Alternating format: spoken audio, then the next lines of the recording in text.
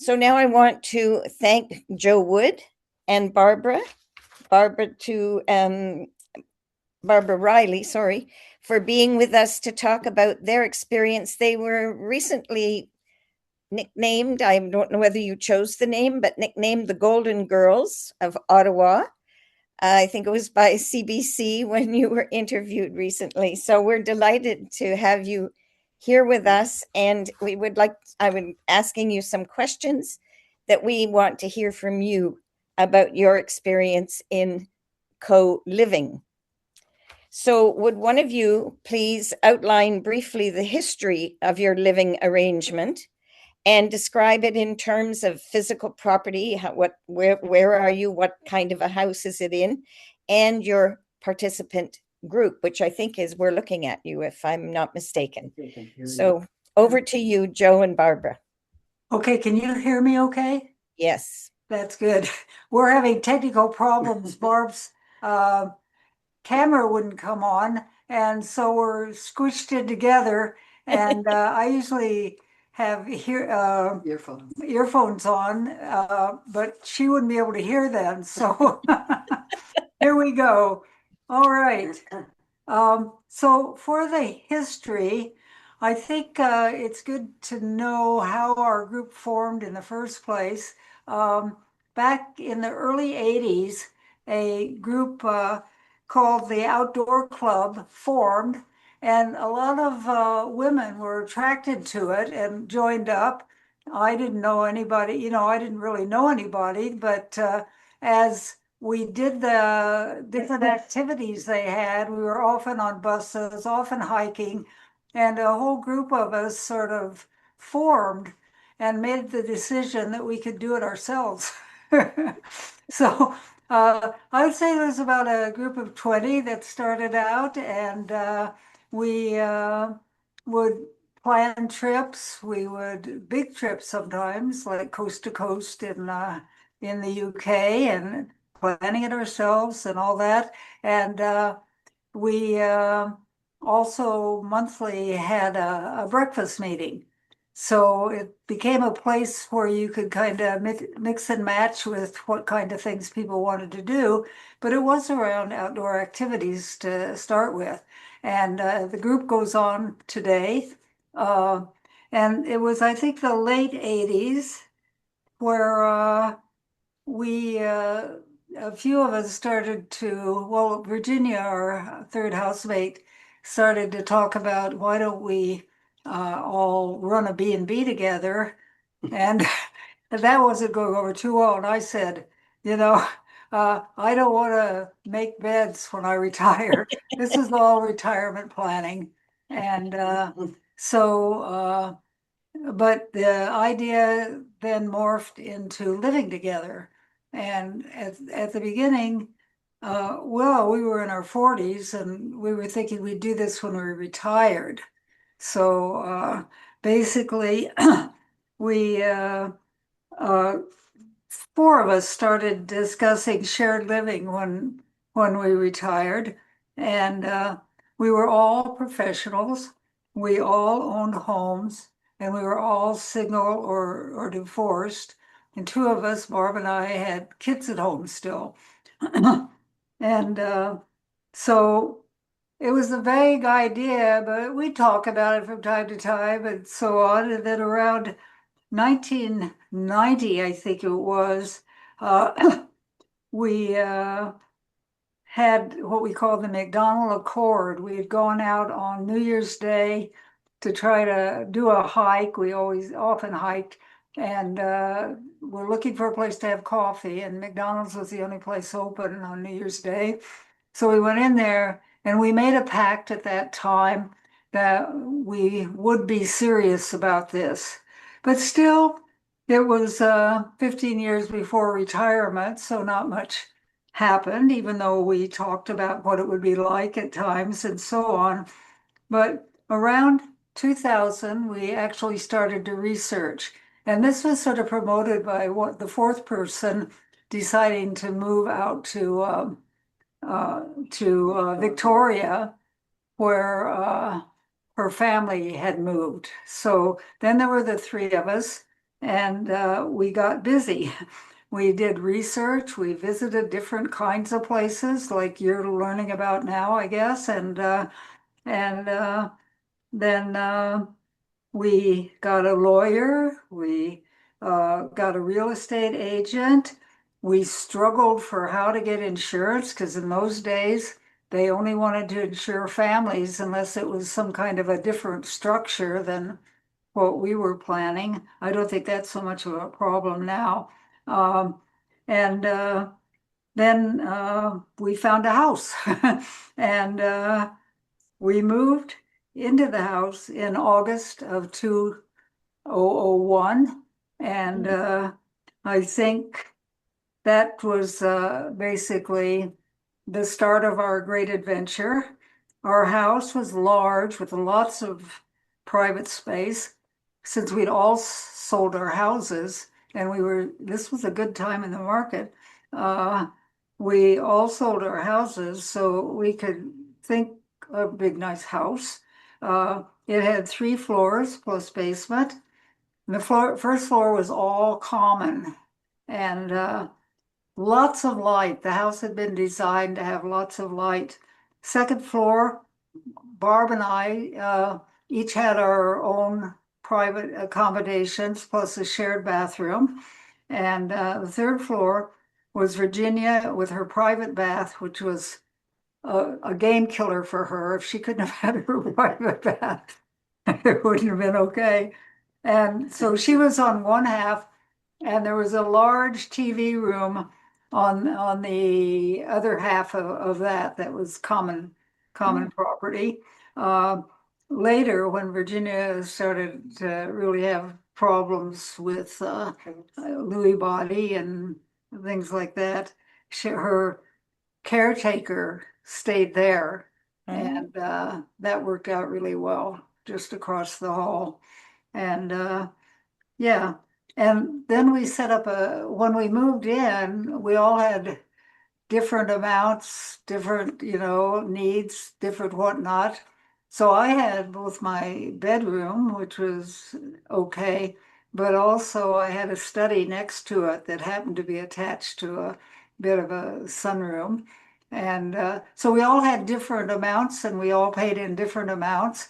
And we mm, set up a share system just based on the amount we each put into it that we would later use to divided up when we sold it.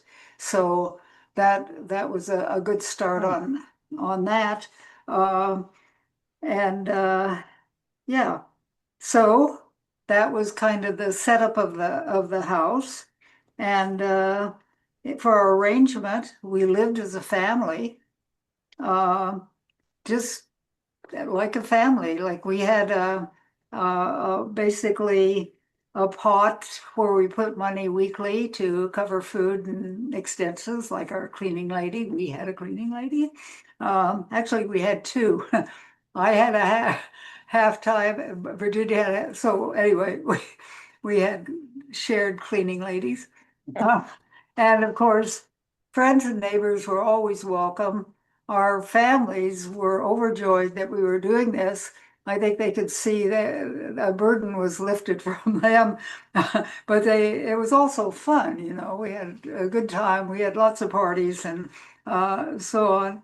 Uh, and we the food was bought as a family. We didn't worry about who liked this and who liked that and all that kind of stuff. We just took it from the pot to get whatever we needed to cook that day or whatever. And yeah, the only exception was any alcohol or that people would buy that on their own unless it was for a community event. Um, and we split expenses for projects such as we put a lot of money into making the garden really nice, new landscaping and all that kind of stuff. It was beautiful, both front and back, and it was quite expensive. And we divided that up according to what people could put into it. And again, we added that to the shares. So, okay. and that's how we worked with everything that was extra. and maybe somebody didn't want to be part of something, well, that's okay. Then the other two would get their shares increased by what they put in and so on. So it all worked really, really, really well. Uh, and yeah, we got along very compatibly, and we had this wonderful agreement sitting behind us, so we knew what we were going to do, what and when. And I think it was just a very joyful time up to where Barb's going to take over. You want to get in there, Barb? I don't know, maybe Sheila, is it Sheila? Maybe you Yeah. want to read the second question? Oh, yeah. Sure, sure. So that was me. I wondered if you were doing that split. So then please tell us how your present arrangement differs, if it does, and I think you've already let us know it does, from what you expected or intended it would be when you first formulated your plan, and maybe after day one in 2001. What has changed? Well, as the arrangement that Joe described lasted for several years. And but things changed in 2017 when Virginia quite unexpectedly died. So Joe and I had to sit down and decide what we wanted to do. And the house was really too large for two people. We decided to downsize. And the pre-planning and the contract, the legal contract that Joe spoke about was really helpful in this, in selling the house and dividing the assets from the sale appropriately. We did consider another option, which was bringing in a third person, but decided that would be difficult for everyone after, what, 17, 16, 17 years. That would be a very awkward situation. We never thought about going separate ways. I think we made an assumption and we spoke about it that we could carry on. We also decided, given that by this time we were retired, been retired for some time, and we decided that we didn't want to take on the responsibility of home owning any longer, so that we looked for a rental property. And we found a half double in the same general neighborhood. We're very lucky because the neighborhood we live in has shops, bus services, and other amenities, so it's very convenient. It was much smaller, 2 stories, three little bedrooms with one bath, but good common areas, good sized common areas, and a little garden out front and back. So best of all, we got a good landlord. That was great. Hmm. He asked us what kind of a lease we wanted or how long our lease would last. And we said, well, till they carry us out. So that'll be fine. So the same family living arrangement continues. We still have family members over. And one of the rules we made at the beginning was if you're having your family over, the other two are automatically invited. They don't have to be part of the deal, but we want to be as open as possible. This time, because we're renting, we have a joint account. And so we put money in that once a month that covers the hydro, the water, the rent, et cetera, et cetera. And we keep a pot of cash for buying food and other daily expenses. I think that's about what I can say for that question. It was circumstances that made us change the living arrangement. Yeah. Life does that, doesn't it? Mm. So then maybe both of you, what are the key learnings that you would share with others? Because it sounded like you did a lot of thinking and a lot of talking beforehand, and then you had to adjust when life happened. So what were the key learnings that you would like to share with us that might be aiming to set up a living arrangement similar to what you have? Okay, I'll start and Jo can add things in if she sees fit. First of all, we knew each other really well. So that meant not only we knew people's personal habits, we knew their interests. We traveled and hiked together. When I say hiking, I mean from B and B to B and B to B and B in Europe, so that kind of thing. And if you travel with people, then you get to know them, where their limitations are. And we'd done that for many years before we decided to share a house. So that's important, knowing each other really well. I would say we have the same shared values. So that extends politically, of course, but also what I would say in terms of personality. You have to be forgiving, appreciative, and able to resolve disagreements in a very open and friendly way. You just can't let sort of personal whatever get in the way of maintaining that basic relationship. So you have to have that good sense of yourself, but a really good appreciation of the other people as well. And have a legal contract that sets out the financial arrangements clearly, and anticipates changes. It comes up, somebody leaves, somebody dies. It happened in our case, whatever. And part of that also, in our case, included a decision-making cause. At what point do you need all three to agree on something? If you want to build a garage or do a garden renovation, that's a major project. So all three people had to agree. But then you don't always need unanimity. If somebody wants to put up a bird feeder, I don't think that needs a unanimity. It's not a serious issue. And also be clear about pets. Do you have pets? Do you not have pets? How many pets do you have? So on. That's really important. And I would say, just as my own final thing, a really key thing is flexibility. You sort of go, you know when to back up or when to just say, okay, that's fine with me or whatever. And as a PS, I'd like to say that I've lived with Jo now for 24, 25 years. From the very beginning, she's a vegetarian, and Virginia and I weren't. But it worked. It wasn't a big problem. We just made it work. It was fine. Boy, did they eat meat when I was gone. It disappeared from the fridge. I would just add to that around the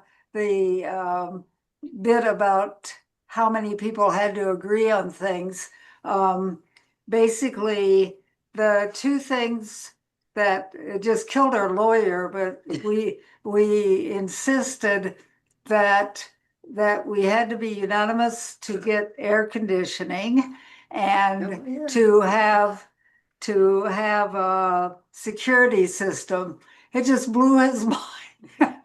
But we didn't like those things. So it'd be different today. When we moved into the house here, of course, it had air conditioning, and we do use it occasionally.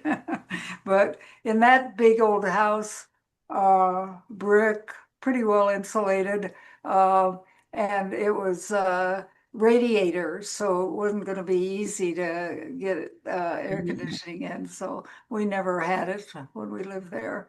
But I think people would want it now. I would just like something, since Jo mentioned the lawyer. It was the real estate agent who suggested the lawyer. And so we went to him, all three of us, and said, made our presentation, this is what we want. And I'll never forget his response. He said, well, I don't know anything about this, but let's do it. Let's have fun. Unlike the insurance company, which companies didn't want to have anything to do with us. Yeah, it was fun. It's been a great adventure. And, the sad part of, it wasn't that quick that Virginia passed away. It was a slow process over a couple of years.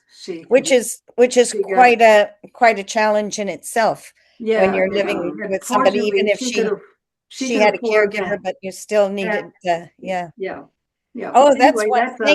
Thank you both. I want to open it up to questions that everybody else might have, and so I don't see everybody on the screen. If you know how to use this and you can do the reactions and put hand up, that would be great. Otherwise, if we don't see you, I don't think we're going to see a hand waving. Weird. So would anybody like to ask any question that you want to ask of Jo and or Barbara? We covered it all.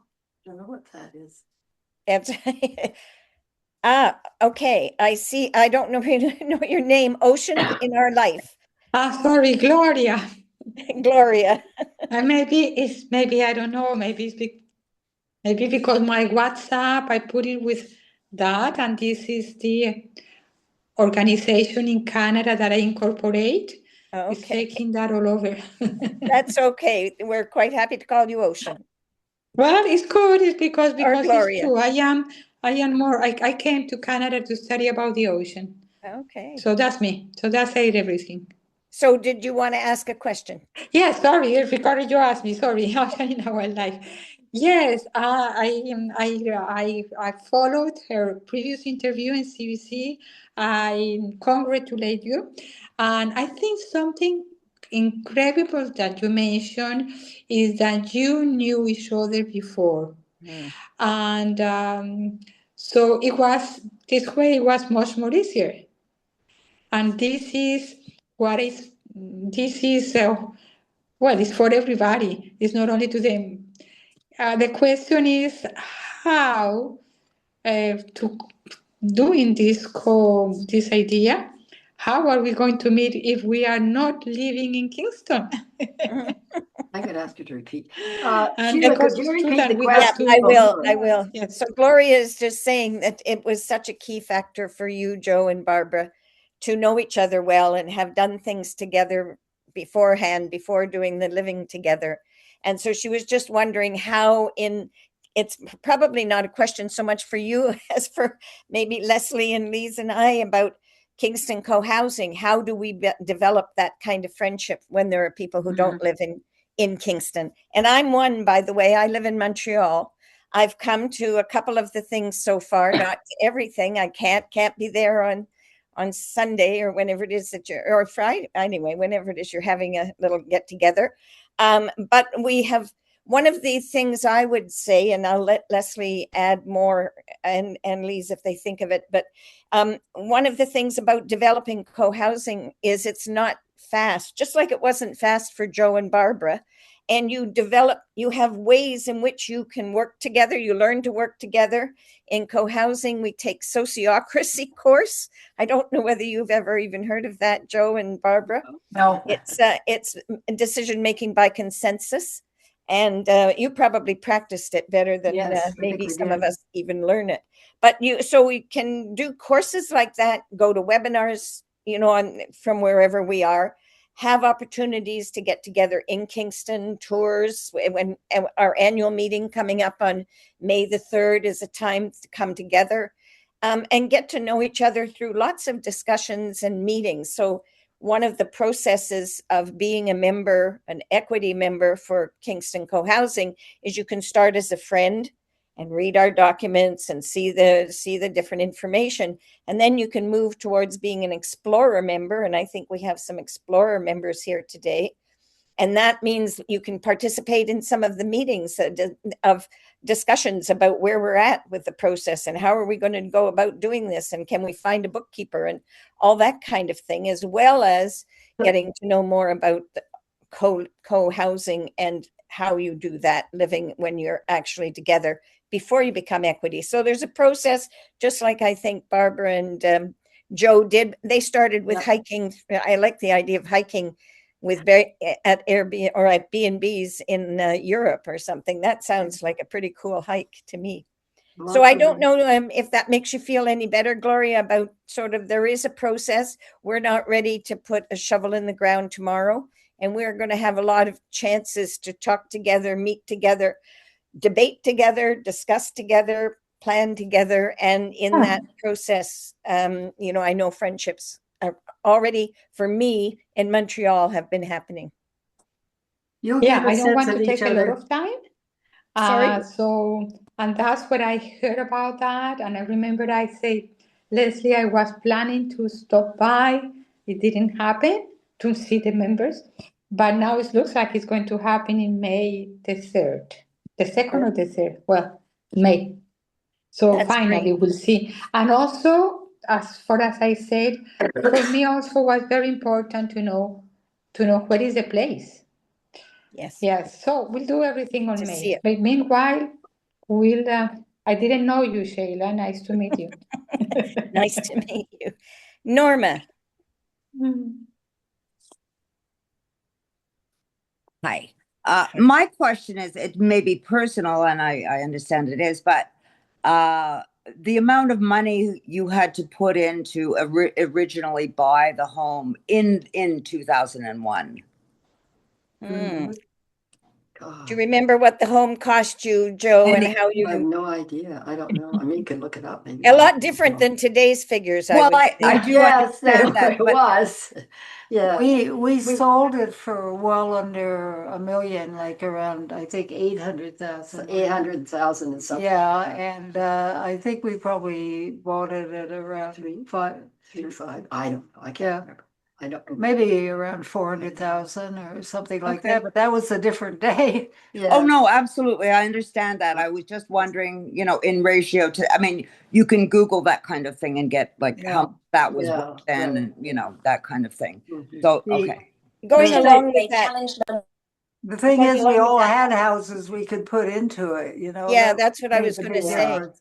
It depends if you have a home that you're selling to do this move, Yeah. then Exactly. you right. have some equity to begin with. If you don't, then you might have savings that, so it really depends on everybody's circumstances, I guess. Our payment system was quite varied in terms of how much we each put in. Okay. Like I had a single home, and both Barb and Virginia had half doubles, so you know, it all worked out. I took the most space too. So Uh, you had the most shares from the way you've done it. Yes. Yeah, Yeah, that's interesting. yeah, So it's kind of working on shares from depending on the amount of money you put in. Is yeah, Yeah. yeah. that okay? Good. Yeah, that's Mhm. that's a good answer for me. That's good. Thank you. Leslie, I see you wanted to say. I have a question, Joe and Barbara, about the insurance. So what kind of insurance was it you were trying to get that was difficult to get? Was it like homeowner insurance or Yeah, tenant? Plain old homeowner. standard stuff. Yeah, And it was the fact that you were not a family that made it That's right. difficult? we were not related, and you know, by blood or marriage. So And That's in those interesting. days, it was really hard to find somebody that would, they took it as a big risk somehow. I don't know. They must have been thinking about university students together or something. I don't know where that came from. I hope it's gone by now. Well, that's really interesting because we noticed that CMHC is offering a webinar next month about what structural changes governments need to make co-living arrangements possible. Because I think every level of government has come to understand that older people choosing to live together and support each other is good for the whole system. And so they need to remove those structural barriers. And the Golden Girls in Port Perry, who were four women who bought a house together, the first challenge they faced was that the town of Port Perry told them they had to be zoned as a group home and have all of the institutional requirements that a group home would have to have. And they took that to court and they won. Good. And so now there's a precedent set in Ontario that says that unrelated people can live together and it doesn't make them a group home. Super. There you go. You were We were lucky. trailblazers. Yeah. Are there any other questions? Lise? So on that subject, how did you solve that problem? Just kept shopping around till we found somebody that would help us. We're still with them. Yeah. I just, as a compliment to that, it's not about insurance. We also shopped around looking for a house. Mhm. You know, we didn't look at many. I think it was the fourth one we looked at, and we said, this is the one. But, you know, obviously you have to do not every big house. It depends what you want to do. But Mhm. not if you're going to be in a house, not every big house, you know, suits for you, whatever. You have to shop around there too. One more. So have you signed a multi-year agreement with your landlord where you are now? He just, we signed the initial lease and he says, it's yours. It's just understood that we go, he doesn't raise rents. That's one thing that makes him a good Wow. landlord. Mm. At the same time, he just expects us to not bother him with little repairs and stuff. So, you know, Yeah, we don't sure. bug him for Yeah, every small little thing. thing, Yeah. tiny thing. But no, it's we're just assuming we'll be there until Carried out. yeah, we're carried out. So we don't do a annual thing or anything. Yeah. Mhm. Wow. I think he made his money before renting to us. No, he'd No? always done that because he found out people didn't bug him as much about little things. Oh, okay. I didn't realize that. Yeah, That's it. that's what he told me. Okay. Well, I imagine you're pretty good tenants too, so he's Yeah. got an interest in holding on to you. Yeah, he doesn't mind. Yeah. We fixed up the garden, so the house is worth more now because There we you go. did that work. Yeah. Yeah. Is there anyone else with anything they would like to ask? If not, I'll move it back to Leslie and we can hear from the Soul Sisters. Yeah. Yeah, the Soul Sisters should be joining us anytime. I just wanted to follow up on Gloria's point about getting to know each other. And with that in mind, 3 of us from Kingston Cohousing, 4 actually, we went on a trip last fall to Nova Scotia to tour a co-housing community in Bridgewater. So Sheila, Lise, and I traveled to Nova Scotia, where we met up with Ellie, who's one of our members who lives in Prince Edward County. And we just had a few days together. We had a wonderful holiday, and it was a really great way to get to know each other better and to work towards living in community. So we're always trying to find opportunities to do that. Some of us here in Kingston, we have a little hiking group, and we try to hike most weekends somewhere in or around Kingston. And I know there's people here on the call who've walked with us, and that's always an option if you enjoy walking in Kingston. Okay, so I can see that Mary Alice and Kathy from the Soul Sisters have joined us. Can you hear us, Mary Alice? I'm going to see if I can unmute Mary Alice.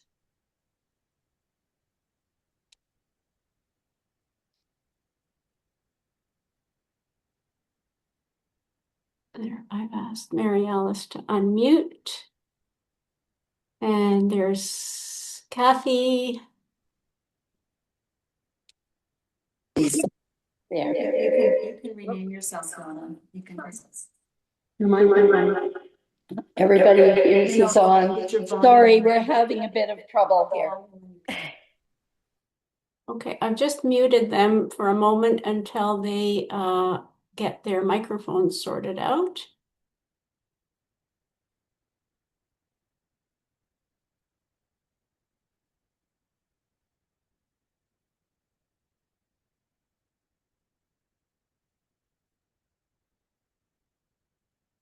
While you're doing that, I thought I just would mention another thing that I know Joe in another context, and that is we're both raging grannies. There it is. So Joe part of Ottawa and me part of Montreal. So that thing about shared values was something that struck me for that too, Joe. I think you probably were compatible politically as well.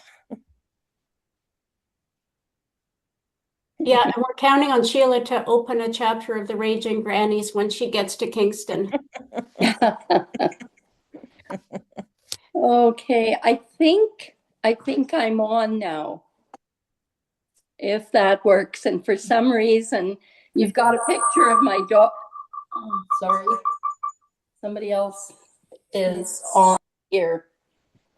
No, somebody else is. It occasionally gets on, and we've got a vibration. Anyway, we can go ahead if you wish. I think, Leslie, there are 4 of us, all of our houses present. Donna Bowers, Nora McMahon, and Kathy Crow are the others. I apologize that I have no picture. What you were going to do, Leslie, was give us a brief summary of where your group is at, I believe, just so we know probably the best way we can help you, and then we'll go on and give a little blurb. Sure, Mary Alice. So I did give a bit of an intro at the beginning when we started with Ottawa's Golden Girls, but I will briefly summarize for the Soul Sisters where we are at here in Kingston. Yeah.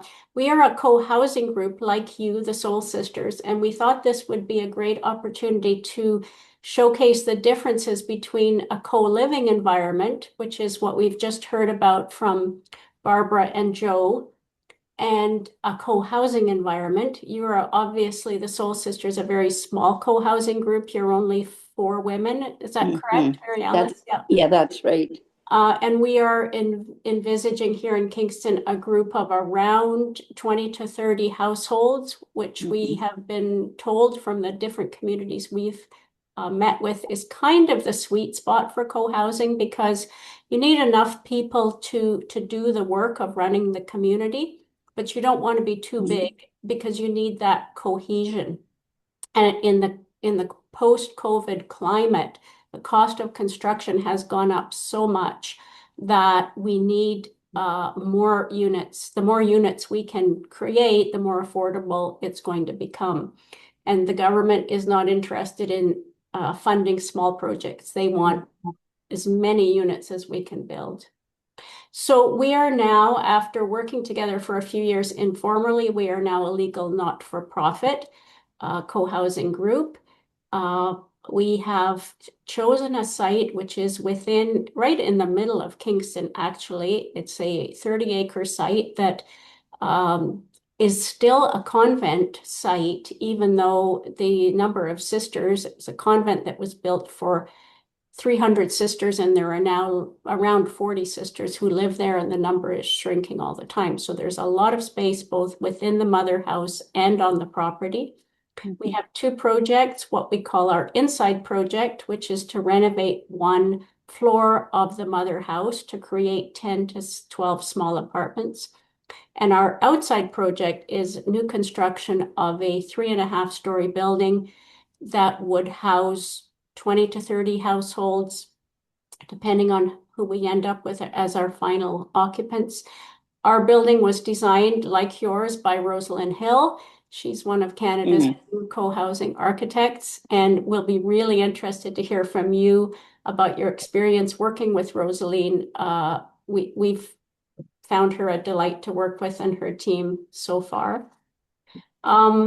We have currently around 10 active members. We have what are called our equity members who put in the first funds that allowed us to hire an architect and an engineer and a consultant to get us moving forward.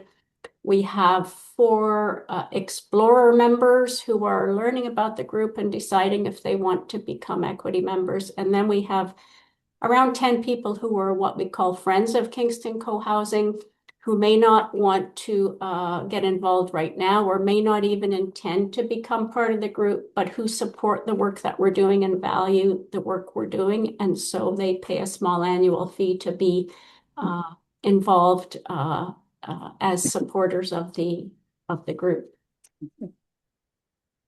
So that being said, we will move on to the questions that we prepared to talk to you about. So would one of you please outline briefly for us the history of your living arrangement and describe it in terms of your physical property and the participants, the occupants of the community? We've broken it down, Leslie, into little topics that I think might cover everything you were asking for. And rather than stumble around with it, we've each chosen little areas to let you know. So Nora's going to start us off by talking about how we first came together, how the idea germinated, and kick us off. I'm just wondering, I'm afraid that when I go on unmute, it's going to. How about? Oh, okay. Yeah, it's fine. Yeah, no. Use my speaker. Just a moment here. Here is Nora. Yeah, so that's right. It's on. Great. Okay. Yes, so just briefly in terms of how we started out, we all have connections that have existed prior to this project. Where am I going to, I can look here and be caught here, right? This is going to be easier for me. The idea germinated, I think, as I recall, in a car ride around 2017. The group of us were coming home from a birthday celebration, and the person among us who is probably the biggest thinker said we should all live together. And then said, in co-housing. As a result of that conversation, 6 people got together on the long weekend, I think, of 2017. We started out as 6 people, and there are currently 4. About 2 years, as we began the project, one of our members, who was just turning 40, decided that it was not timely for her to actually move in, and she remains closely associated. Our biggest thinker, possibly the person who had the original idea and gave us the name Soul Sisters, ultimately moved to Regina, her hometown, and where her elderly parents needing help resided. Thus, we were 4. So we all do have connections that predate this project. Loosely, we all belong to the same faith community in Ottawa. 3 of us have been in a choir for longer than we probably wish to declare. And several people have been friends for decades. In the last analysis, we moved in similar circles, knew each other to varying degrees, and I think this really made it helpful. I know this made it really helpful as we began and proceeded with the project. No, I think that was good. That's right. And over this time, we began to gather once a week to just talk over ideas and what we would like and what we saw as a vision. And gradually we moved to knowing that we needed some outside input. And I'm going to ask Kathy if she could talk about especially a day that we had that really helped. I think if you unmute, I can mute. If you mute. My thing messed up. I think if you just speak loudly. Can you hear me? That's fine. There. That'll work like that. Yeah, that's good.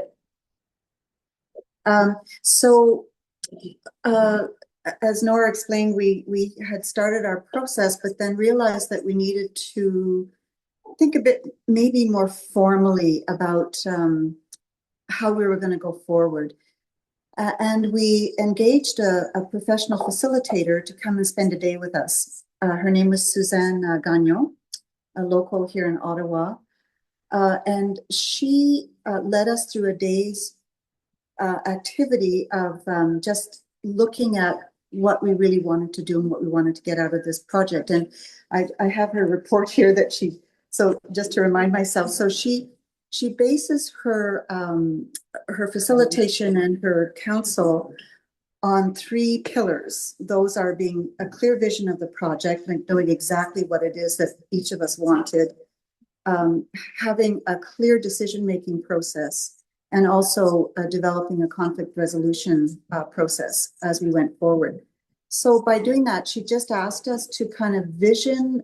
We had to talk about what we saw this project being, even though we had known each other for more than 3 decades, or actually more than that. It was still important for each of us to kind of talk about what we saw this project as being and what we hope to get out of it, our stage of readiness to go. We talked about a mission statement. What were our values? We developed a statement of values. We looked at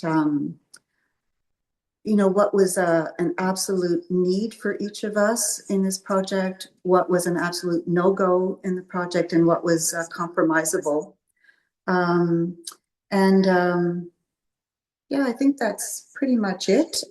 She developed a report for us. We went on to develop our mission statement. We did come up with a conflict resolution agreement, as well as a statement of our vision and our values. And that actually was a very helpful exercise. As I say, even though we knew each other quite well, there were still surprises. And I think not surprises from each other only, but surprises from ourselves as we were asked to vision this. Because when you speak out loud and you hear others, it brings to light things that maybe weren't there before for us. So it was a very helpful process.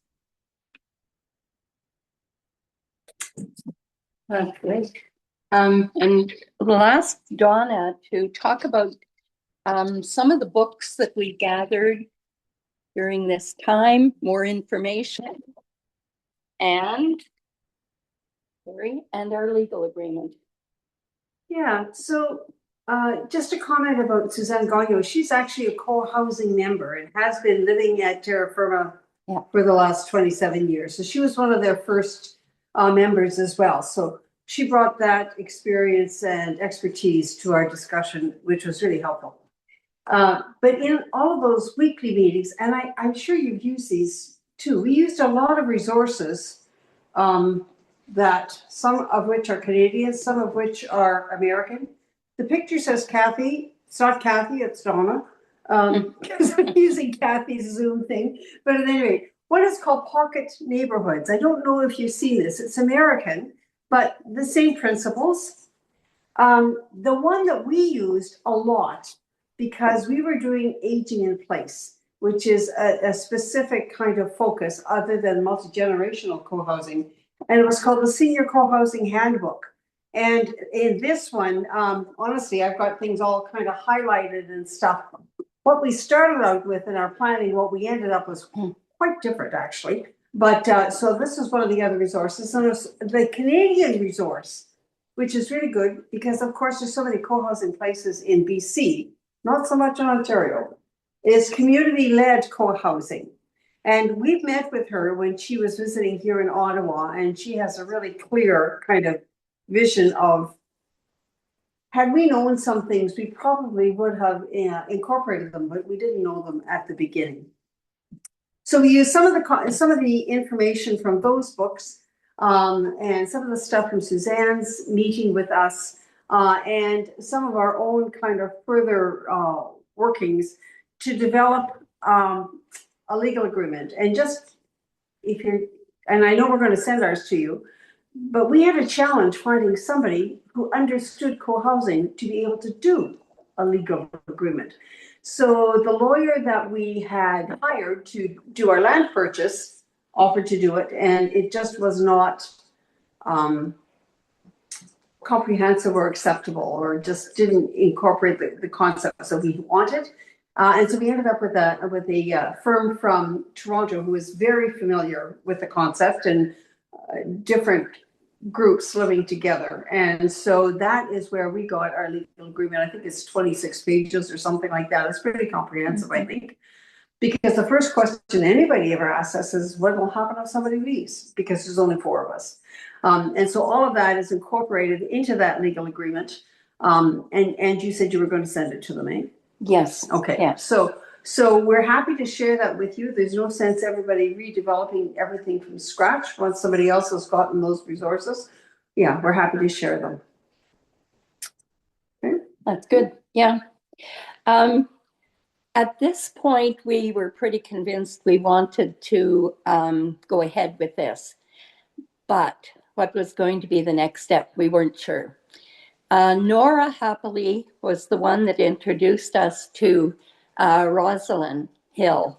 She had had some experience, as you probably know, with co-housing, with helping another group. And so she really understood our vision right away. Now, originally, just to go back one step, originally we had thought of a little almost village of tiny homes, but separate ones built around maybe a nice little garden. At the end would be one other tiny home that was going to be our common house. But we soon found out, after talking to Rosaline for a very short period of time, that this was not going to work. It was going to be horribly expensive. And to find the land, we would have to go outside the city. And because of the connection with our church, people wanted to be closer, and it made perfect sense. Also, we're getting older, and to be nearer hospitals and all of that, that was another factor. Anyway, Rosaline has been an absolute blessing for us. She was wonderful to work with. She listened to what we wanted, and she basically came up with a plan that we altered very little. But if there was anything that any one of us had that was important to us, she revised and revised until we had. What it looks like now is 2 homes. It's a long semi, 2 homes that ultimately could be divided should we end up not being here or not be able to pass it on. The only downside to that was we ended up with double stairs in the middle, and it took up some of our space. But anyway, aside from that, we could block the house off in 2s, sell it as 2 separate houses. Nora has a picture of the outside. Sorry, right there. We need to see it on your camera, Mary Alice, Oh, because that's okay. what we're seeing. All right. Let's try. Yeah. There. Yep. Let's give you the one Great. side and then the other. And we were able to buy land that was about 100 by 50 feet. And that gave us no backyard, but a nice front yard. And each one of us has our own private little space. They're all small, but very livable. Complete kitchen, living room area, a bedroom, bathroom, lovely bathrooms, and one other room that some people chose to make a guest room, others different things. Anyway, that's kind of what it looks like. We have a very large common area that has a bigger kitchen, dining room, living room, big deck on our second floor that we use reasonably often ourselves, but if we have guests coming, they use that. We have a laundry room and a lot of storage space that we share. And also in the lower level, the basement as we call it, but it's all finished, we have a lovely guest room with a bathroom down there. So we use that. I think, have I forgotten anything about that section? Anybody? Okay. Then we can move on to the second part, which is more the development that brought it right to where we are. And I was going to ask Nora to talk a bit about some of the little snags that we ran into in actually getting this built.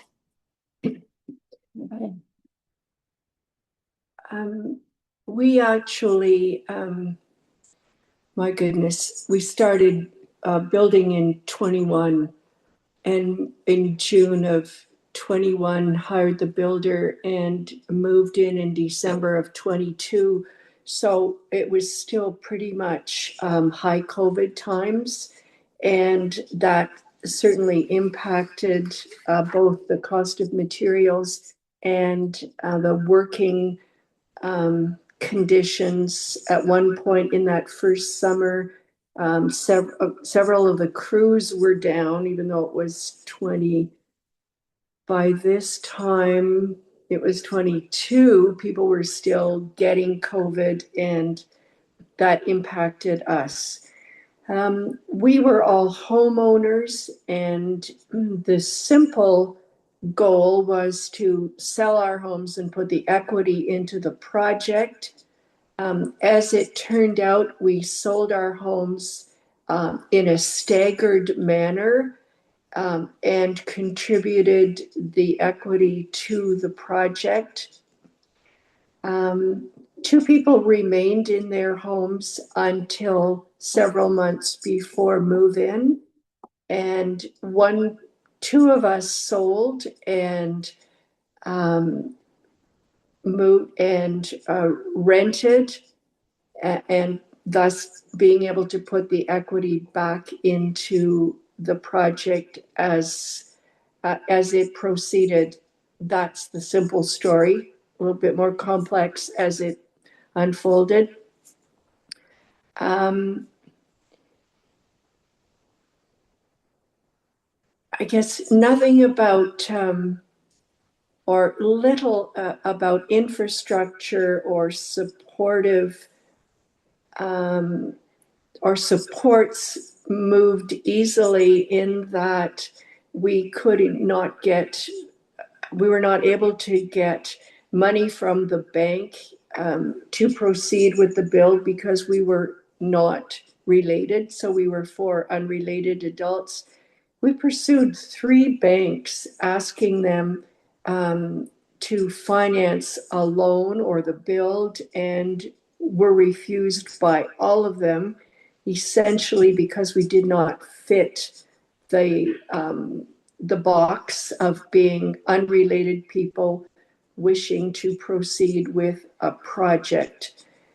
The city, as Mary Alice alluded to, our project was passed by the city as a long semi, because while the city in principle would support co-housing, they do not, in actuality, have a box for that. So we had to go through as a long semi, and Mary Alice explained that.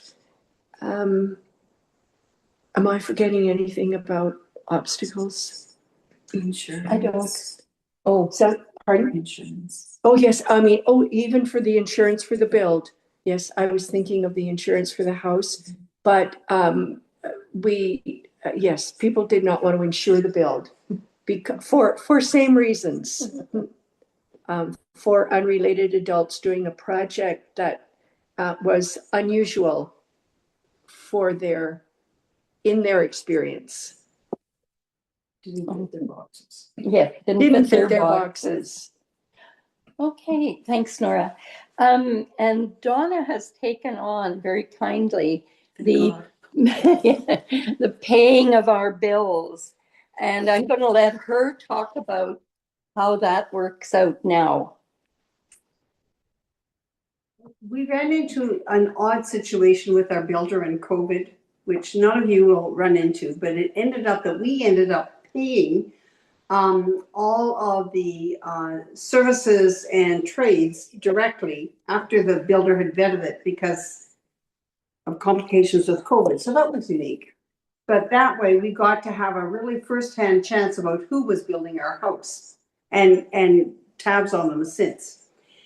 And then we decided that what we would do, because we're only 4, and I'm not sure this is going to work for you, of course. We decided that we would pool all of our costs and pay it as a one-time kind of monthly fee, as if you were in a condo. But we included things that you're probably not going to be able to include. So we've included taxes. We've included all of the utilities. We've included our Wi-Fi and all of that kind of stuff, television stuff, insurance. I think that's basically it, plus any other kind of incidental expenses. And we started putting a contribution of, well, we didn't know what it was going to be. So quite a bit higher than what it is now. So we've dropped it by $700 a month. So just so that you know, what we're paying right now, all of us, is $1,300 a month, which is adequate to pay all of those expenses without any, even an occasional big surprise. It covers it quite nicely, which is ultimately much cheaper than any of us would have been paying individually in our own homes or in our own settings. So that's worked out really, really well. Yeah, and Ange is now going to talk about the reserve fund that we have. So let me just say that the beginning of the reserve fund was the money that we had accumulated from the equity of our homes.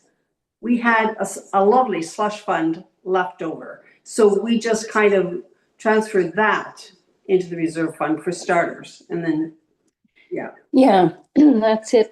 I came from a condo situation, so I was aware of the need to have a reserve fund. We didn't have any idea, though, initially of how much we wanted to keep on hand.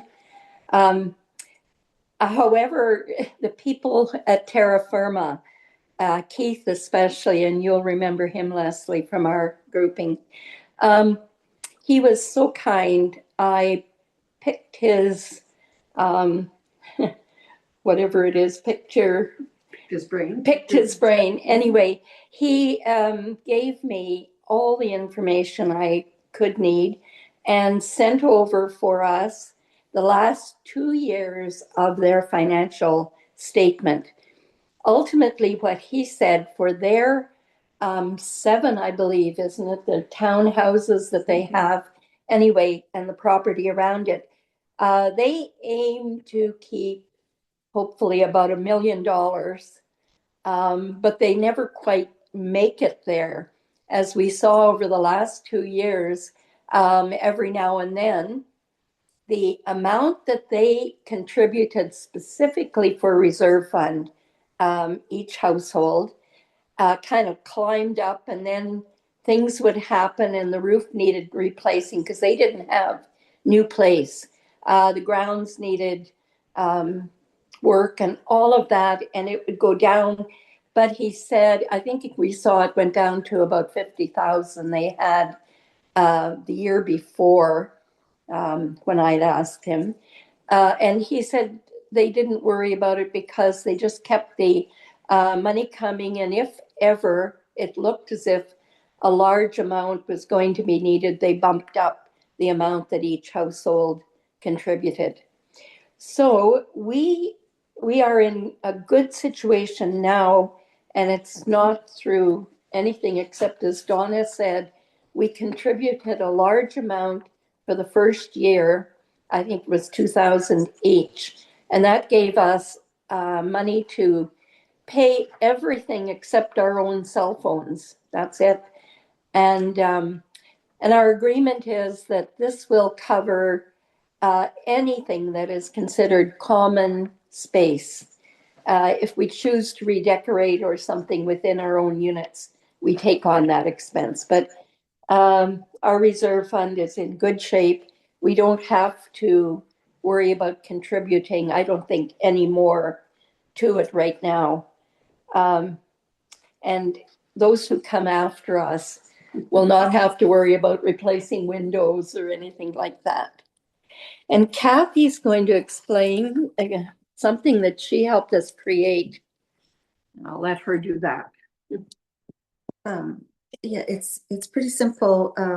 It was just a way of helping us to keep ourselves in communication around important things like the finances and like contact information. So rather than having, Donna is really good. We're very lucky to have her to be managing all of that organization of bills and contracts and so on. But so there are paper copies of those things. But as you can imagine, we live in an electronic age, and you know, rather than having to run up 2 flights to find the paper that talks about how do I contact the, you know, the HVAC person, we just decided to create a couple of spreadsheets. So there's one spreadsheet that has all of our contractors, all of our service agreements, our serial numbers for like microwaves and stoves and TVs and things like that.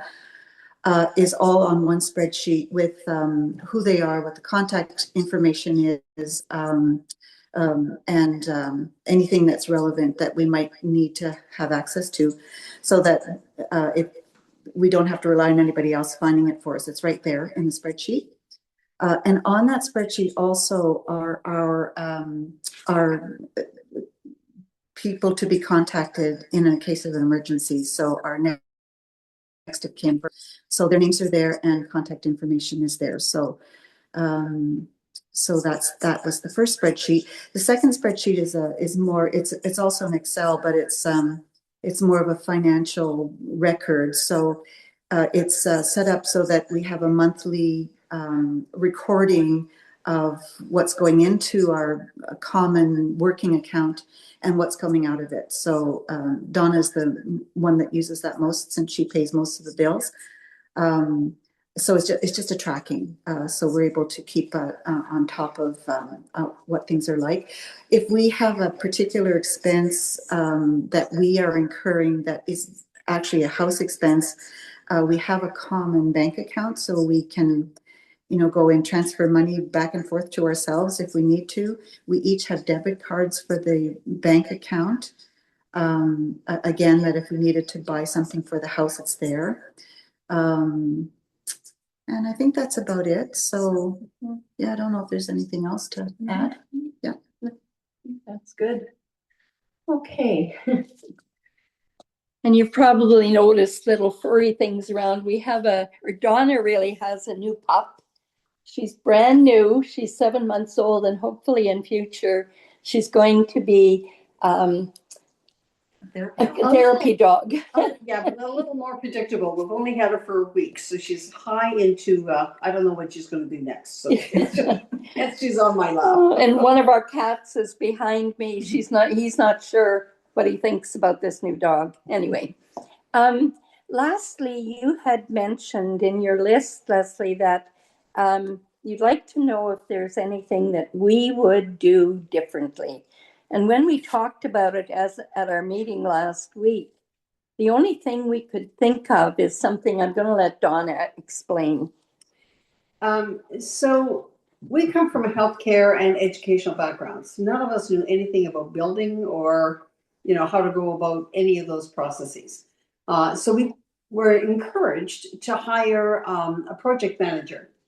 So we looked into that and hired someone that came what's the word? Recommended. Well recommended, thank you.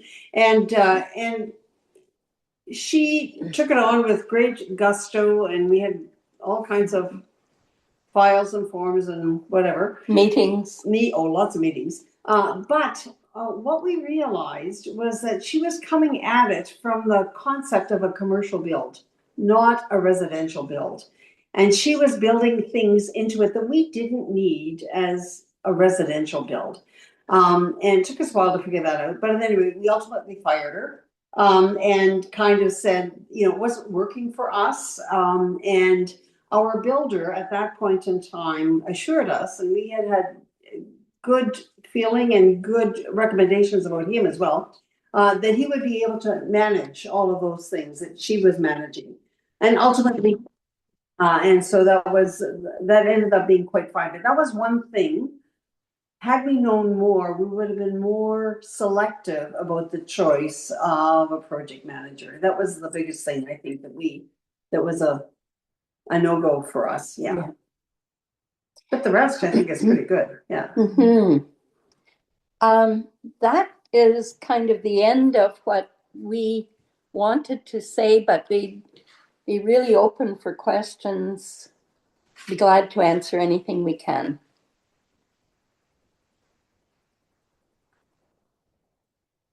Whoops, can't hear you, Leslie. Thank you. This has been so rich, and I'm really grateful to you for having given some thought to our questions and so that our time was well used. One of the questions I wanted to ask was that, Mary Alice, when we prepared a little bit for today, one of the things you told me was that for all of you, one of your main concerns going in was that you weren't going to get enough alone time. And how that has changed. And I think that would be really interesting for our people to hear. We were careful to try to build that in. because all of us had been living alone in our own homes. And to go from that to living together with four was a little bit daunting, I think, for all of us. And I think at the beginning, we possibly had a bit more alone time. We at first put Monday aside as being a day we'd have lunch together and a business meeting in the afternoon, and would try to plan any house-based events for that day. And that worked out really well. And then a little later on, we started having Friday night supper and a movie. And the supper is one that we order out. The Mondays we cook and we take turns, 2 at a time, back and forth. But we gradually have been leaving our doors open to the main house. Some of the animals go back and forth. We run into each other much more frequently. It seems that, at least I think, we've become a lot more comfortable with spending time together. And anyway, I'd really like, if anybody else wants to comment on that, love to hear it. Well, I can just say that the situation is ideal, as Mary Alice was saying. That was a concern, not a concern. Concern's a strong word. Kind of a preoccupation. What was it going to be like going from living solitary to living with 3 other people, basically? But the house is so well designed that it allows us to have our solitude as much as we want it or as little as we want it. And as Mary Alice said, the doors are always, mine is not open because I have 2 cats that I don't want to wander the household. But everybody else's door is pretty much open all of the time. Mine is open, it's not locked. People can come and go as they want.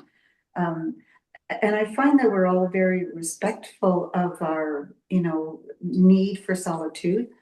But we're also really busy. So we're off, except for choir that we do to get 3 of us at least do together. And 3 of us also do band. We're doing some band activity. So we do run into each other that way. But other than that, we're kind of coming and going, doing our own thing. And it's as much as living on our own as what probably we had before, but with the comfort of knowing that there's always somebody there if we need them. Yeah. That's so good to hear, because I think it is a concern for everybody, for all of us who live alone. Is it going to be too much to be living in community? So I find that very encouraging. Sheila, I see you have a question. And it's I had my hand up just before you started to speak about that particular topic, but that was what was interesting me. Because I sort of came to a realization at one point when some of us went through a lovely house in Kingston, a very tempting house, and talked about, wouldn't this be neat for 4 of us to buy this house, and isn't it gorgeous, and look at the, anyway. And on the way back to Montreal on the bus, I thought, can I share a kitchen? Can I share a fridge and a stove? And I thought, I can't. So you're an interesting midpoint. I mean, we're talking about 30 people living together in a co-housing development, where, of course, what you do is you have some committees or groups or circles, whatever we're going to call them, that will organize. Let's do a potluck maybe once, whatever, or so-and-so's team is going to cook Asian food for us, kind of thing, to bring people together. With 4 of you in your own separate units, you could eat all your meals alone, I guess. How do you work out how and when you want to come together, or you just bump into each other in the bigger kitchen or something, or what kind of process are you going through to both treasure that? I treasure my own place, my own space, very much, like including my fridge and stove, obviously. And but I'm also social and I like to be with people. So it's that kind of thing. And you may be a good example because you probably could trip on each other in one of the two stairwells or something. So what we have done, we very clearly stipulated that Monday would be our day, and we reserve that day. So it's Monday lunch. We take turns preparing lunch, and then a subsequent meeting after. And at first, those meetings were, well, we had a lot of details to kind of work through. So they were far more involved than they are now, 3 years later. But we still have those kinds of things we need to consider. You know, when are we going to put up the Christmas decorations? When are we going to be, you know, that kind of stuff. So we very carefully reserve that time. Very often there's other activities we choose to do together. So there's a high tea that's coming up, but that's a fundraiser for somebody that we know that we're all going to. And then often on Friday nights we have a kind of a Friday night dinner and a movie here. So, and very often we're all together for that. That's not quite as formal and set in as the Mondays are, but the Mondays are I must. they're a commitment. They're a commitment for us to kind of be there. Yes. Thank you. Lise, did you have a question? I was actually waving to Norma, but I'll take this opportunity. You did point out, well, actually I have two questions. First of all, so I didn't realize, I thought that you guys moved into, or you ladies moved into pre-built townhouses, but no, they were built for you. Okay. So the common space is between the two sides? Is that how you've got it organized? No, it's organized so it's one house. Yeah. It looks like one house, but there are 4 separate apartments in it. Okay. Plus common space. Plus the common and essentially like the basement of the house, though it's built as a semi-detached, there are firewalls, there are doors that connect. Okay. So it is an open space. It looks like an open space with 2 stairwells. Mm. And Kathy's apartment is downstairs. She has a nice patio. The other side is the laundry room, storage space, and our guest house. Then the next floor up is just our entry level. What we have an elevator, which I am very grateful for. The next level up has 2 apartments, Donna on one side and Nora on the other. And then up on the top floor is my space, my little apartment. And then on the other side is our large common area with the deck at the back. Mm. So that's how the layout. Mm-hmm. And our basement is actually a semi-basement. It's not a full basement. It's sort of, so the house is a 2.5 story, so it's only half into the ground. So, which makes the lower level actually quite nice and quite. You got a lot more light coming in. Rosaline was excellent for understanding how to build in windows and light. So even in my level, which is one thing when I knew I was going down to the basement, that I did worry about. I told her I was worried about being damp and having critters coming in, but everybody assured me that that wasn't going to happen. So being a half basement, it is actually elevated up, and I mean, I do look out my window and I see the ground rather than the trees. However, it's built so well with the lighting. In particular, the structure of the windows is so excellent that it's you wouldn't know unless you know that it's a basement, that's where I am. So. And Rosaline, as a builder, really focuses on light, and anybody that visits this place is really impacted with how bright and light it is, despite the fact that we're northern and eastern facing. But it's got a lot of light. And it's because of how she situates windows. She uses a lot of bays you know, that kind of stuff. She's very sensitive to that. Mm-hmm.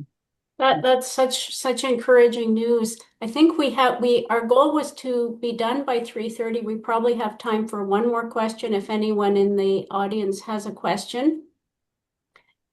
Otherwise, we'll move on to our closing. We're so grateful for your time. I find that this has been an incredibly rich experience this afternoon.